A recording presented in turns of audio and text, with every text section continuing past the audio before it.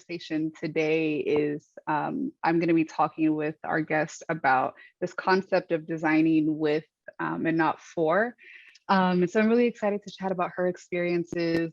She recently put out a Medium article that talks about her journey in design thinking and kind of her reckoning with it as well. And I just thought this was an awesome way to kind of dive into that conversation. So I'm happy to introduce Tania Anaissie. She's currently a co-creator, or she is a co-creator of Liberatory Design, an organizing committee member of the Equity Design Collaborative, and has recently founded her own liberatory design studio, Beytna Design. So thank you so much, Tania, for chatting with me today. And yeah, let's chat. I guess feel free to introduce yourself and, yeah, why don't you go ahead and introduce yourself? That was a lovely intro. The Hive. Yeah. That was great. Thank you, Hope. I'm coming to you today from California. I'm in the Bay Area. Awesome. And so I guess let's just kind of dive in. So I wanted to kind of play around with this one question.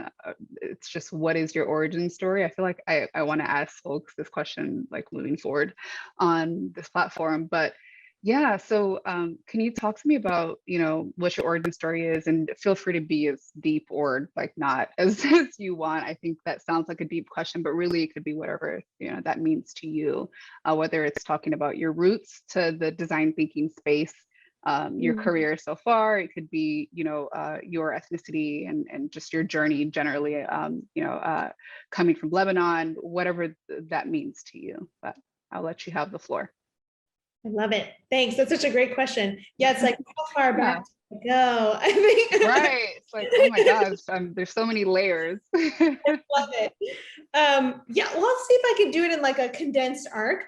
But my parents came from Lebanon. They were fleeing the war, the civil war, in the 80s. And then we were born in the US, and they raised us in Houston and in Little Rock, Arkansas. So we grew up in the South, which was definitely formative, you could say, to my lived experience. South. Yeah, it has its complexities, but it was a tough experience. It definitely was. Of course, I have some lifelong friends from there as well, but yeah, that shaped, I think, my desire to want to do this work, to be doing equity or justice oriented work from an early age. But I didn't quite have the language for it until I got to college. And that's when I moved out to California for college, whole new world. And that's where I found design thinking. And I think growing up Lebanese and American, we went back a lot to Lebanon to be with my family, actually every single year. And so I feel like I had this like code switching around cultures was something that I was comfortable with, and a curiosity around culture. So when I got to the design world, it actually was a huge asset. It was like, oh, of course we're gonna talk to people about how they're impacted. Like, of course, I might not agree with what they say, but I'm curious about why they feel that way. So I think design felt very natural to me. And it felt exciting because it was so creative. My family were very creative people. And so it felt like there's not like right answer, wrong answer. It's much more like you're going to figure it out. You're going to experiment. So I fell in love with design. And then fast forward, I had my like falling in and out of love with design thing. I guess that's not a great metaphor, but it was like we had a tense period where I was like, don't let me down. I'm not aligning my values and my practice. And then that's what led me to where I am now, right? Which is like, I'm not willing to throw design out the door. It is so powerful, but like, what is the justice aligned way I do want to practice? And then that led me to founding Beytna, and here we are. I love that. You talked about code switching. So I'm a Nigerian American immigrant, as well. And yeah, I know all about that. And I feel like I resonated with that part of your origin story as well, because I think that like there's some things within, so I grew up in, I came here from Nigeria when I was a young girl, but my family primarily grew up in Atlanta. And so there was a ton of that code switch. And I feel like that was really a part of my identity, trying to figure out like, okay, am I Nigerian enough or American enough for these groups, or should I, turn on the Naija, or code switch to like my ATL lingo. It's so much, it's so loaded, but I love how you talked about that, and so thank you for sharing that. And one thing, so I met you just a few weeks ago, really, and I think I was really just like inspired by how kind of the trajectory that you've taken in your career from kind of working, I think you went to the D school, right? Or work at the D school, and you've kind of taken your experience and everything that you have like done from a professional aspect in the industry and as a design thinker, right? Working in design as a practitioner, and created this liberatory design studio of your own. And I think that's just like boss moves. I think that's great. It's super inspiring, especially for me. Like, I think that, you talked about like just really owning and aligning your values to what your work actually is. And honestly, that's really what inspired me as well to be in this space. It's like making sure that whatever I'm doing in tech, and my degree is really lined up with like what I truly believe in, and kind of connects back to my origin story as well. But anyways, it's so inspiring to have you here as well to share your experiences. So one thing I wanted to what I'd love to like really dive into today is that Medium article titled "A Design Thinker Reckons with Design Thinking." Loved it. I'd really love to just dive into some of my, I guess, get your perspective on, what kind of led you to write that piece. I'll let you share in your words like what it was, but it was for me, it was a great reflection and kind of history behind design thinking as a practice, what it stands for, what it does not, how it's taught in education, and higher ed, as well as how it's practiced in the industry, and some of the pros and cons, to say the least, of the approach and this idea of like we are designing for the community, right? And we are the experts, and there's a specific like quote unquote method of like discovery, and then this and then that. Like it's this almost copy and paste approach, which I think in some ways lends, is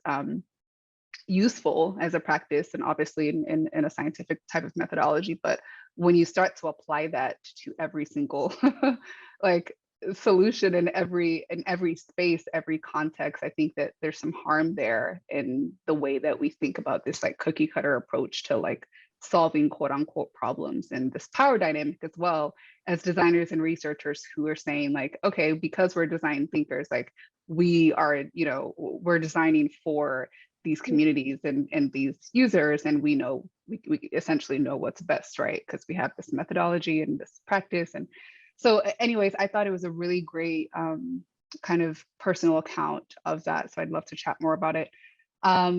So yeah, I'll let you just kind of dive into, maybe you can first talk about like what kind of led you to writing this piece. Okay. I appreciate that. And I'm glad that you read it. Thanks. There's so much to talk about. I think my motivation in writing it, so I started the initial, what ended up in the piece started with some early thinking, probably around like 2015. But then the more I started talking with people, sharing my ideas, I applied to speak at a design conference and made that like the constraint to be like, okay, I'm going to put this down. So I presented a conference called Better World by Design, where I had to like really articulate some of my key points for the first time. And that's when the like critique started to form in my head, the conversation about what it could be instead.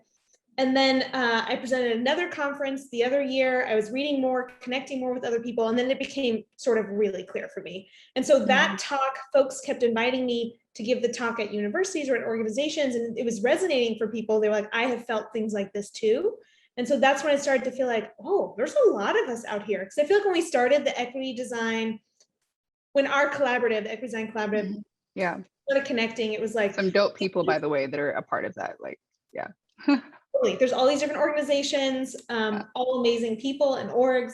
But in the beginning, it was just sort of like, oh, anyone talking about this? Like, please, like trying to find each other. And then now there's an amazing breadth. The movement is big. There's a Design Justice Network. There's these groups in New Zealand and Australia. Like it's all over. And folks were probably already doing that work, to be clear. We just hadn't found them. And so we were all like so excited to find each other. And I would go speak at design conferences. I remember I was so excited. They gave me a huge auditorium. And then like 15 people came. Like we were fringe in the design world for a while. But in the last year, I feel like there's been a real shift I think it has to do with sort of this like new reckoning around the murders of Breonna Taylor, Ahmaud Arbery, right? George Floyd. It's like, I think in the design field, they sort of have turned internally in a way that they haven't before. So in a way that I used to get a lot of pushback and we were sort of fringe our field at large, like the uptake has been exponential in the last year or two. So that's another reason it was like, oh, people are inviting us to talk about this. Other amazing people across the world are writing their own pieces. The movement's building, and I was like, okay, this feels like a moment where people want to have the conversation. Is there some small thing I could offer to the movement that would like help stoke the fire that's being built? So that was my dream. It's like, can I just offer my personal reflections in the hope of doing that? Yeah, I love that.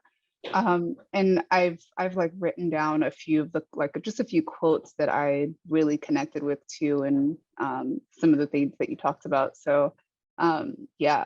So the first thing that I think towards the beginning of your article, you start to talk about like how design thinking as a practice was kind of shaped to increase consumption and profit in the corporate world.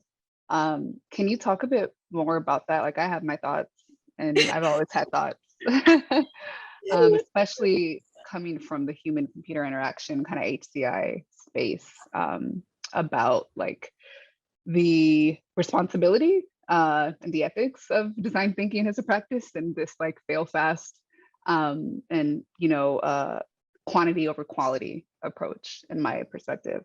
But yeah, I'd love to hear you share more about that. Okay. Yes. And then I can't wait to hear your thoughts. I see them brewing.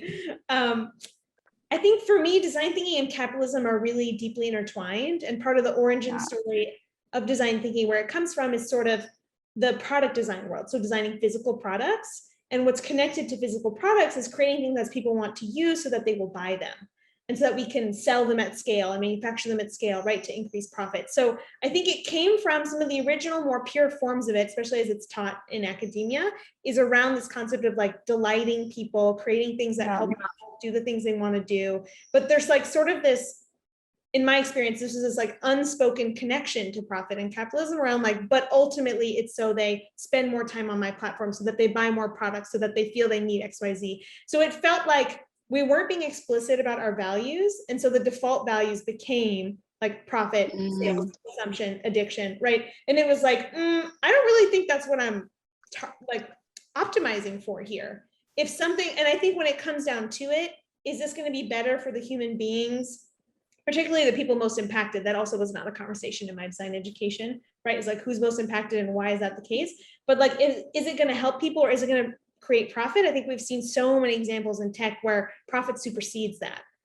So I struggled with that as a design student, being like, I feel like the elephant in the room is profit, but we're just not going to talk about it. And we're going to like kind of wrap it up in like, but that's what users want. But there were cases where it's like, that is harmful to them. And we have studies to prove that is harmful to them. So like, this is not about what's right for people. I feel like it was kind of pasted over. You know, say like design for delight. I was like, well, that's hurting people. Anyway, you know what I'm saying. So I'm curious to hear what your thoughts about how they're intertwined. That really resonates. And I think like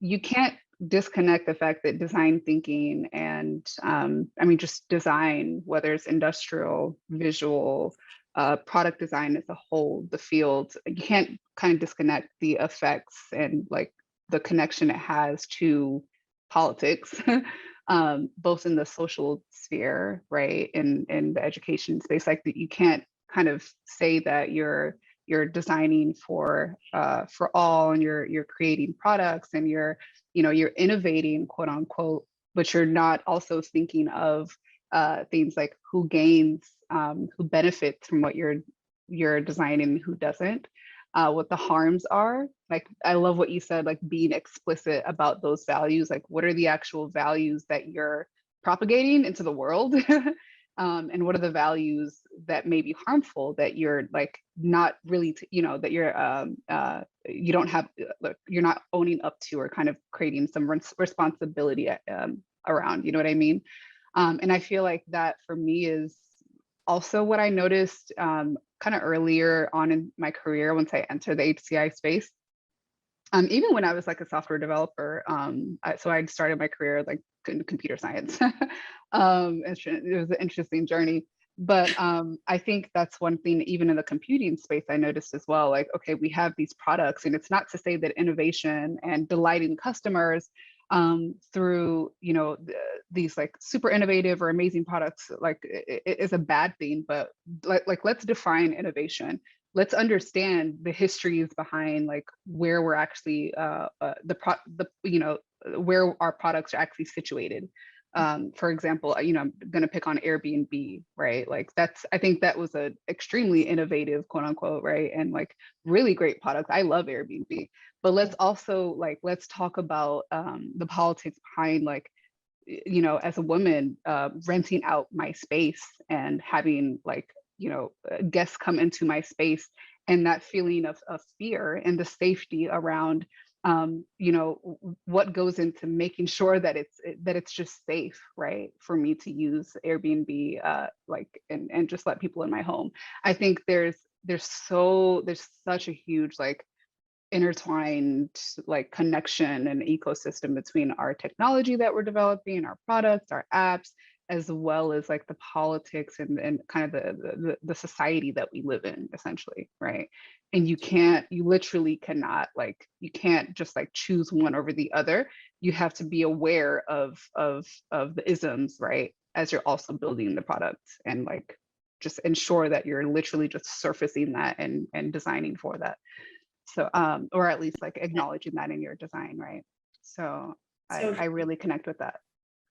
that I feel like all design is political. There's no neutral. It's the same with like Yeah, based on, you know, Angela Davis's original quote talking about racist or anti-racist. There's no like, yeah, there's no in between. no, like, yeah, justice design and then design. It's like, well, you know, or like design for social impact. I get frustrated when I hear that. It's like all design has social impact, just like what kind are you creating, you know?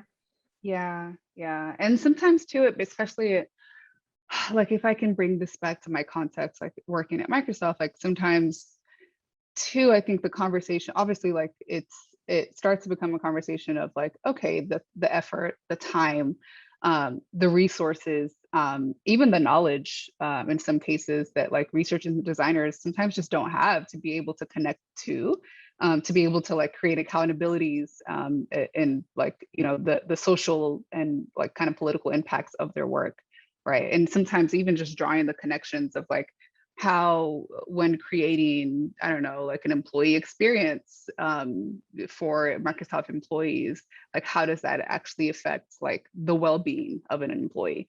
I think sometimes drawing those connections does require, I don't want to say expertise, but I think that it requires someone to literally just stand up and say like, hey, this is something we should be thinking about, but now let's also like get this championed and like ensure that we're creating processes around it, because the current process of product making, in my opinion, does not account for like thinking through the history, the impacts of our work, you know, the history behind like, you know, like where the space that we're creating for, what's happened, and you know, in the past, how history has affected that space. It's almost like a redesign of the entire product making process, in my opinion, that needs to happen to support these types of conversations. You also, in the article, you also talk about your experiences when you went to Cape Town. And like, I love how you talked about it. So I really want to, I would love to have you share again, like just that experience of going to Cape Town, you know, while you were there, the type of work you were meant to do, and like what actually happened and what the response was of that work. Totally. I describe that story as like where design thinking broke for me. I think I had doubts. I would love to say I was sitting back as a design student being like, let me pick apart these values and I can see, I had doubts. Things didn't feel good, but I really sort of felt like, well, they must know better. Like they've been in the field. So I didn't have the confidence to stand in those and say like, no, I want to get into this. But then I went to Cape Town. I also wasn't finding others interested in the conversation. And then I got to Cape Town and it was like, nope, this is real. This is like, I mean, I laugh because how obvious it is now in retrospect, but it was really just by the time we got there. So I was sent by the university to offer a free workshop there. It was for university students studying abroad there, and then half the participants could be anyone from the public who wanted to come. So just marketing to like anyone we could reach. They were welcome to come to the free workshop. And the idea was like, how can we increase access to design in a way that doesn't require a fancy building with all the materials? Like we're literally just going to use the city and learn from the city with the city. But quickly what happened is we were using this tactic called intercept interviews, which is common, very common in workshops and education, where you just stop people on the street and ask for an interview, which is just like such a, I don't do them anymore. I don't think they're ethical. It's such a tension around dynamics, right? Because the students they started talking to street vendors who were losing business because the students were distracting them or folks thought they were busy. They were taking photos of people doing construction. And the men they were taking a photo of us literally, first they were like, I'm gonna get in trouble with my boss. They're gonna think I'm not working. And then they said, you're literally making me feel like a slave. Like, please stop. So the participants came back to tell us this. We weren't with them, but they came back as the workshop facilitators were telling us these stories. It was kind of a mix. Some of the students were like, okay, F design thinking, this is messed up. Like this is so extractive. And then half of the students were like, I think that was fine. What? So then we were like, oh. For myself as a facilitator, I was like, shit, I'm complicit in this. I facilitate, like, this is on me. So we shifted the conversation to being like, what is not working about design? What could have been different here? What, like, how do we own what's happened today? And then the rest of the trip, I just pivoted for the remaining days to talk to anyone who'd be willing to talk to us, because they have so many amazing designers there who have thought about this and who understand the history of how the communities are so over-researched, especially Black communities, especially communities living in townships, are just like consistently researched and yet nothing actually changes. So it became an absorbing trip of like, owning what we've done, how can we learn about how to make this different? And then I came back being like, okay, no turning back. It's kind of like, I've had these doubts for years. These folks had the grace and the courage to be real with me about what was going on. So like, there's no way, as part of owning my complicitness, like there's no way we're going back now.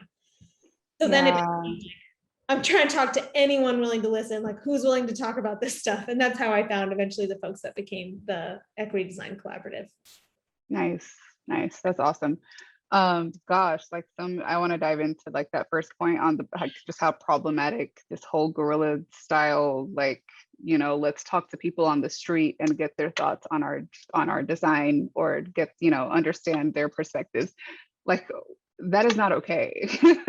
It's not okay. I think it's problematic. And you gave an example, like a great example of why that's problematic, right? And there's also this notion of like, so in research, and I hate when I forget references, because I really love to pay homage where it's due, but I was reading this piece of literature that really talked about how, like, going back to the whole conversation of design and research not being neutral, right? I think we also have to acknowledge that when we're put in a space that is, obviously like you're white passing, right? When you're put in a space, you're in like a space that is obviously predominantly not that, right? You're back in the continent. You are like, not only that, but you're also a researcher, right? So you came for a purpose, right? I think it's like acknowledging the fact that you're almost like altering the research, or not necessarily altering the research, but your presence in that space is in itself like creating data. It's like you're manipulating the space. This is not a natural, like, a guerrilla style way to just collect data. You're literally altering that context, and I think, and I hope that made sense in the way I articulated it, because I don't remember the exact quote, but it's just this sense that like, let's acknowledge how, like, who we are, our presence, the power dynamics between like this researcher versus user, designer versus user, when you're entering a space, acknowledging what that does to that community, acknowledging like how that makes people feel, what you're interrupting in their day-to-day life already, and and so this whole idea of like conducting guerrilla style research and like doing, failing fast and collecting quick and scrappy data, like, no, that doesn't always work. That shouldn't be normalized to do, right? Because we also need to acknowledge the spaces and the communities and respect them as well when we're doing, yes, when we're doing like field research like this, but even generally, in like back in the States. So I really, I'm like, that's the first thing that really came to mind. It's like, yeah, no, that's problematic. I think we should talk more about how that is problematic to do that. Absolutely. And so I think moving on here, there was another point that you made I wanted to chat about. So you talked about how the community in Cape Town kind of responded about being constantly researched while nothing is happening. That is, gosh, that's such a huge point. That is such a huge and important thing to talk about. It's like, especially in these design thinking crash courses, or like a, you know, like, dare I call out names, General Assembly, you know, like just when we have, I mean, honestly, even at Georgia Tech, and just generally in these HCI programs, from my perspective, it's like we have these projects which are supposed to be hands-on. They allow students to you know, to get research and design perspective hands-on, but at the same time, you're working with real people, you're working with in real communities, you know. And so, like, what happens after your class is over? I think you mentioned that in your article. Like, what happens once the class is done or the project is done, and you know, you're no longer working with this research panel or this community of students? And I actually have my own experiences there that I want to try and chat about. But like, who's following up? Who follows up about you know, the results of the research? Who follows up about you know, what effects kind of like your work actually had in that community? I think that is something that we need to talk about more, and that we as researchers and designers need to have like systems and processes in place to literally create that sense of accountability with our work when we go into the community, when we talk to users, quote unquote, like, regardless. We should always think about the cause and effect of our work. So yeah, I really loved your point there as well. So yeah. And okay, so another quote I pulled out that I really liked. You said, design thinking does not acknowledge, the histories and current manifestations of oppression, marginalizations, and control that created many of the social problems we aim to address through design. Yeah, let's dive into that. I think the example that you gave, and as you were writing this, you were talking about a prison project that you had. Maybe you can share some about what that project was, and kind of what happened. I really like that story. Yeah. I was brought in by another small design firm as a contractor to help on this project, and the government was the partner, and they were saying, we want to help people exiting the county jail to succeed when they exit so that they can stay out of the incarceration system. And so they wanted the design firm wanted to interview folks that were experiencing the system. And so they wanted to go into the county jail and talk to people who are currently incarcerated. When we got there on site, there was some political stuff going on with the sheriff. Like, they were upset that we were coming in. They didn't want us talking to the folks that were incarcerated. Something went down politically. And so they were like, no, you didn't get a pass. You can't come in, after we've been told we could. So at that point, it was like, all right, pack it up. But then the design lead was like, no, let's catch people when they're being released. It's like, we can still catch them in the lobby. So we hung out in the lobby. It's just like, I mean, even just this, like, the thought of like that being a good idea to talk to inmates as they're being released, it's just like, sorry, go ahead. Really hurts. Yeah. And I've had a family member incarcerated. It's like, this is some of the shittiest moment, like the most painful moments.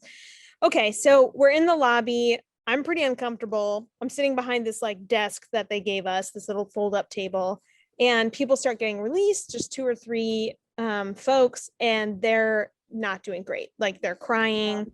They don't have enough money. They're realizing their family didn't show up to pick them up. Like, this is a rough time. One person was asking the person next to us, there was a nonprofit representative there who was like helping folks with connect to resources, asked that person if they could pray with him. Like, it's not a good time. And I was extremely uncomfortable, but I wanted so badly to be on this project because of my lived experience with it in my family. It felt like this is something aligned to my values. And it was right when I had left the university. And so it was like, now I'm getting to do the work I want.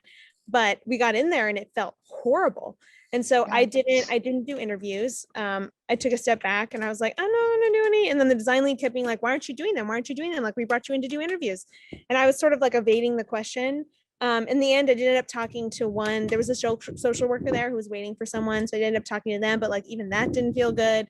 So yeah, it was just like, it took me a long time to really sit with what had happened and to acknowledge like, that's a situation where I should have said something. At the very least, I should have walked away if it wasn't going to be heard. I did eventually phase out of the project. But yeah, that one still haunts me. It's like, that's not how design should be practiced. Yeah. Yeah. Yeah. And I'm so sorry that happened to you as well. I think like, I mean, that's just such a sensitive time in someone's life. You know what I mean? Like, regardless of, it's like you're just coming into a prison and literally, just trying to, it's almost, I think that goes back to this, like, we're designing for you. So, you should be honored that we're here because we're trying to create this great solution for you. And so we have to talk to you. We have to do this research in order to innovate for you, for the community. And that's just a great example of like, no, that's not how this should be practiced. That's not how we should design. That is not, that's not what design means, and going back to the whole point, our main point of like designing with, I think an example here, and I'm not sure if what happened after this process or if you've reflected on this, but I think like designing with that community, for example, is actually partnering with those social workers. I think partnering with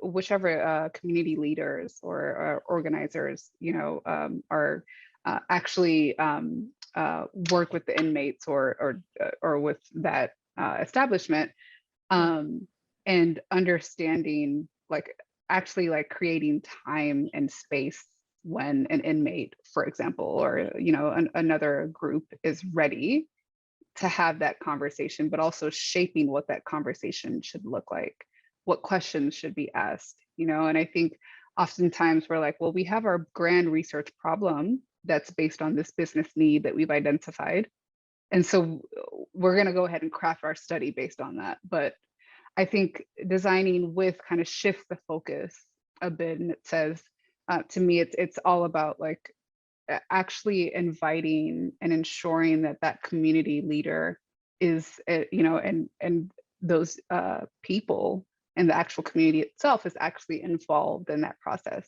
They're involved in the questions that are most pertinent, right? They're involved in, how conversations happen, when they happen, at what points in our lives, and like figuring out, well, maybe the best time is not to interview us while we're walking out of this jail, maybe potentially, and just working with that community to really define and set the standard of like what we're exploring, what's off limits, and what isn't, what are the histories, what are the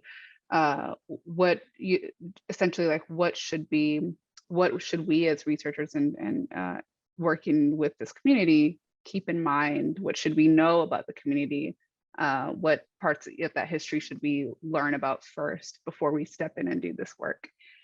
So like, to me, like, yeah, so that's what I think, like, that's what all designing with and not for is all about. Yeah, it's such a pervasive problem too in our industry. Like, even thinking back to like, why could this have even happened?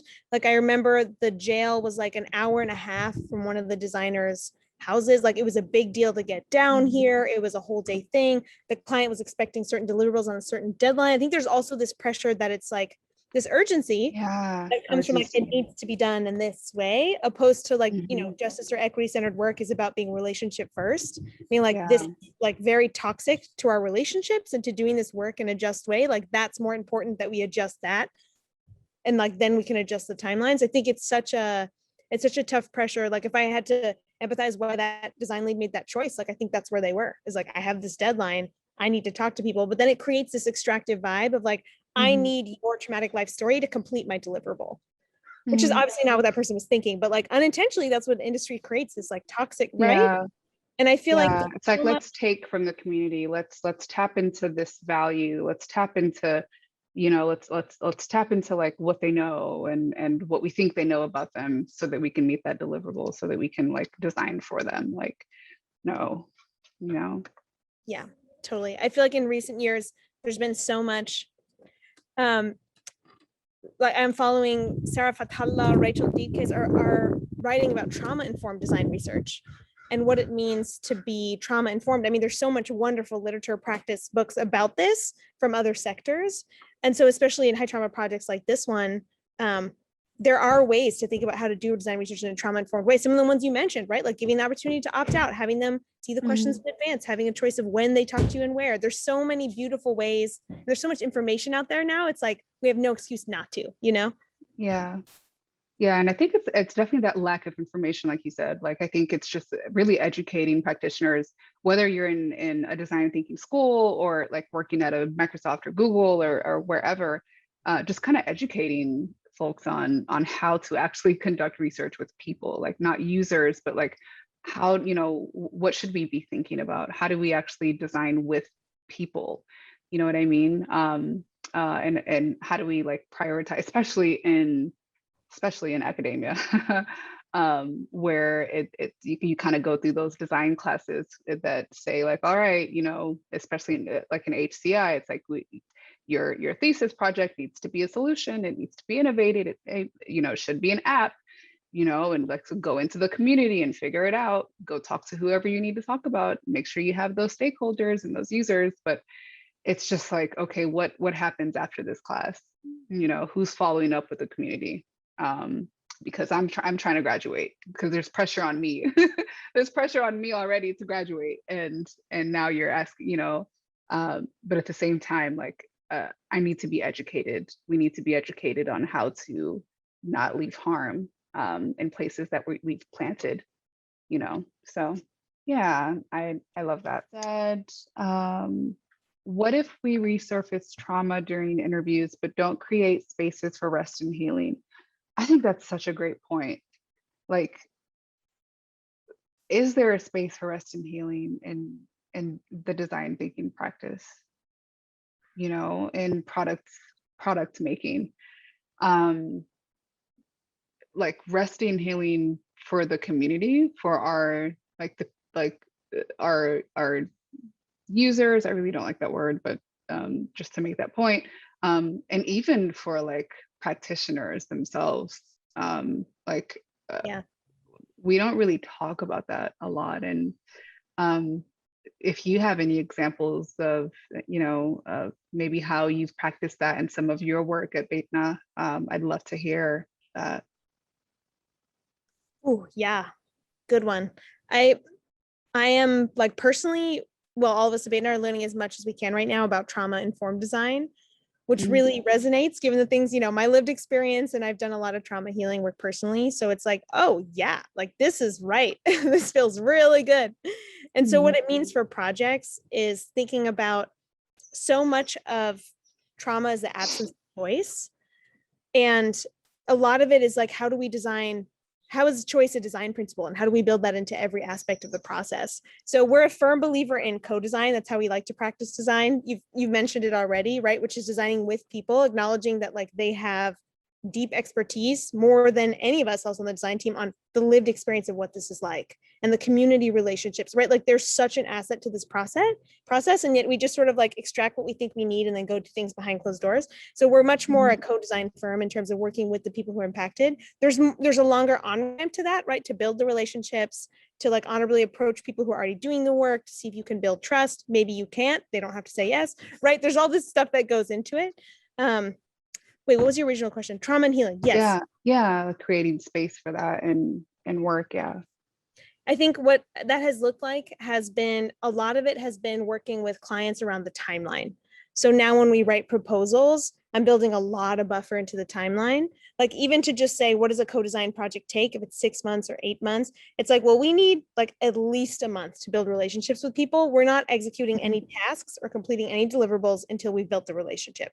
And to some clients, it's kind of like, oh, okay, like they'll get with it. They're definitely down.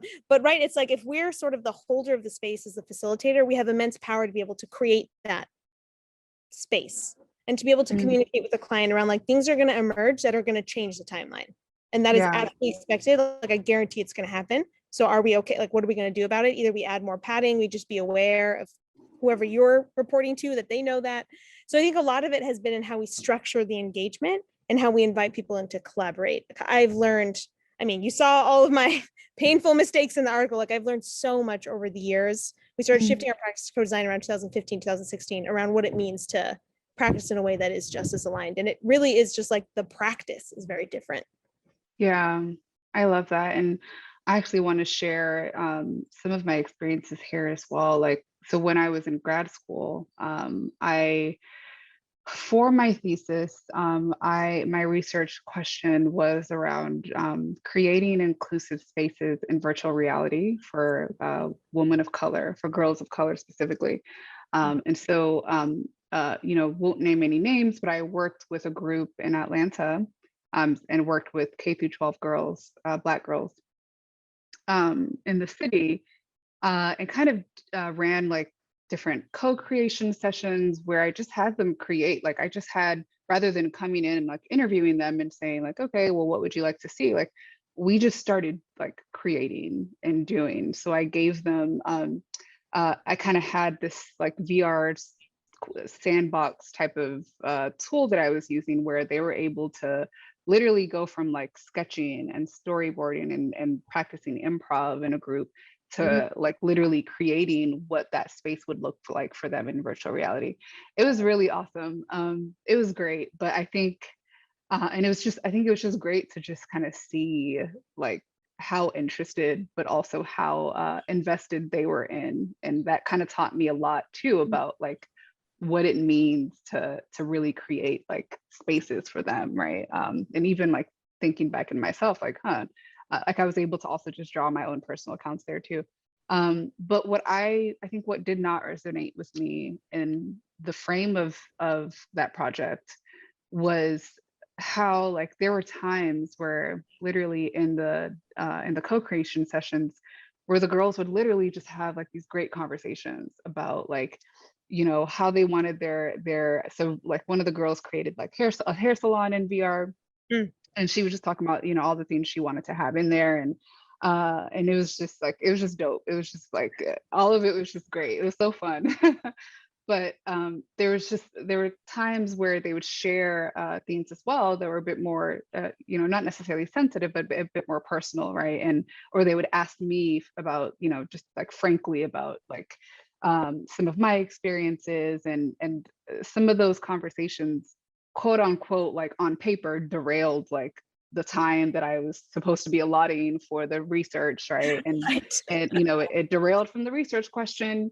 My research question was to come in and you know, explore and understand how to design a better inclusive like VR space. And I think I definitely struggled with that at times of like, of course, I was so willing and so thankful and happy to share my experiences, to like have real conversations with them, like off camera, right? Like just unscripted.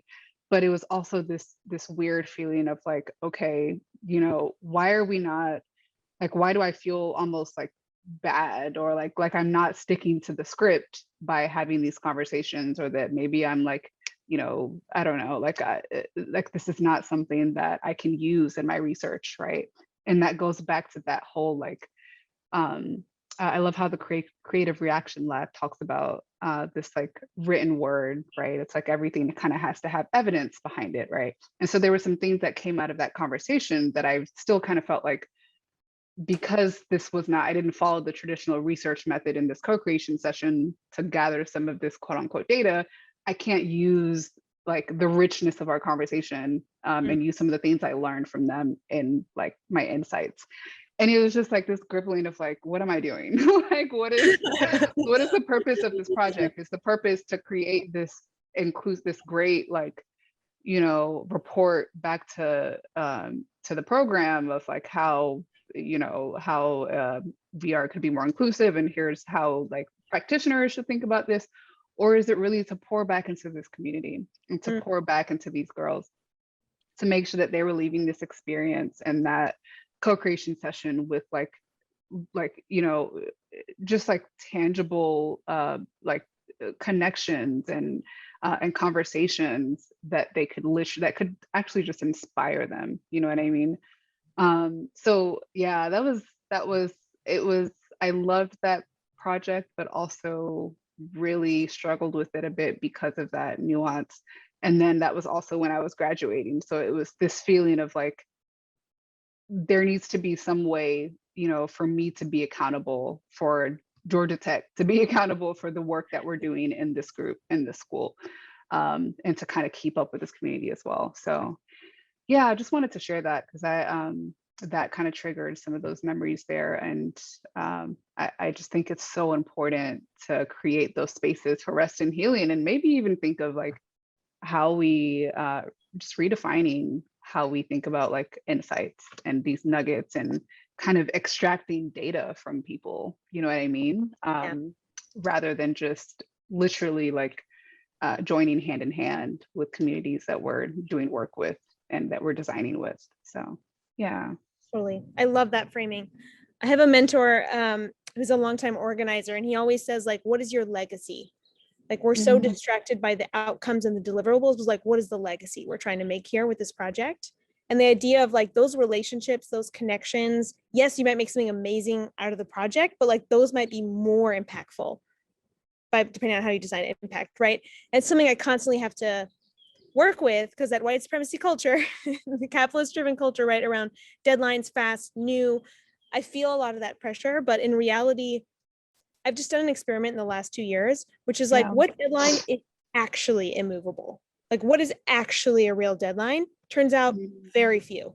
There's like, someone's getting on a plane. Okay. Like, that's a deadline where like they cannot physically do something over here, but pretty much everything else has not been, we just work ourselves up like it's the end of the world and it has to go out. We have to, but it's like in reality, even with clients, with partners, there's so many times where we thought this is like, it gets to the point where we're like, we're going to have to push ourselves. We're going to have to push our partners, our co-designers. We're going to have to do something outside of what we're comfortable with. In those moments, we're like, is this deadline real? And then 99% of the time, it's not. And so we're like, okay, push the deadline. Like, I've worked with foundations before. I'm like, go. We have to do it by this time. I'm like, okay, who are we accountable to? You're like, us. We made up the deadline. Like, okay, then let's make up a new one. Yeah, it's a sense of urgency. Yeah, it's so intense. And not to say that like, we're never gonna execute, we're never gonna finish. It's rather just like relationship first and trusting that it's gonna be better than what it would have been if we just pushed it. But it's so hard. Dominant culture is like, yeah. But anyways, no, yeah, I really love that. Yeah, it's like, let's remove the sense of urgency and focus on like that quality over quantity. And create space for this. Let's create space for these conversations, create space for reflection, of being reflexive. I love that word, just around like how we're thinking through the impact of our work and our position as well. Thinking through like how that power dynamic between how our identities, our position is affecting the work. You know what I mean? I think we need to create space for that. And to your point, sometimes like the sense of urgency of completing things at a certain deadline, or, based on a certain like OKR, and having to measure it and having it being something that can be quantified, doesn't really create space for that as well. So yeah, I think the last thing I wanted to chat about here was you talked about how you are going to be talking or writing a new piece about, and I guess you kind of talked about some of this, but just how you've changed your design practices to address these critiques, to think differently about design thinking, and to start to design with communities rather than just for them. Yeah. I would say it's been like 6 to 7 years of experimenting, really going deep Mhm. into like what are the critique, all of that. So this piece will be an offering of like what do we do instead. And so on part of that journey, I met the co-creators of Liberatory Design. There's 5 of us, and we created. At first, it was just like, what is this? Let's explore, and then it became Mhm. Liberatory Design. Yeah. So we'll talk a lot about Liberatory Design, and then in particular how we use it at Beytna, how we've shifted, how we work with partners, how we do co-design projects, and I'll include a couple case studies. And there's 12 liberatory design mindsets, which define like how we think a liberatory practice, what it should be rooted in. But I'm just going to choose 3 or 4 of those mindsets and then talk about some case studies. So it'll be kind of like a little sampling, a little offering, and then folks can, yeah, take it up from there about what they're doing and what questions they have. So that's the hope. It's like halfway written. So it's good motivation for me to go finish it. Awesome. And also, I just want to say, I really love the approach of mindsets and modes that you all use, and like that's a part of liberatory design. I've actually used that framing at Microsoft and talking about inclusion work in Microsoft Digital, where I'm doing research. But I just love it because it's you know, it's the how are we thinking, you know, as we're practicing, but also like how does that reflect in what we do and the behaviors that we exhibit as well. Like I think that's a great way to kind of talk about that like end-to-end, you know, process of just doing this type of work. And you can't do right or like create that action of like thinking differently without actually or practicing or changing the way that we practice without actually changing our mindsets and changing how we think about design as well. So I love that. But I think that is all that I have. And I have really, really loved, again, like reading your article. It's been like, thank you so much for just sharing your story.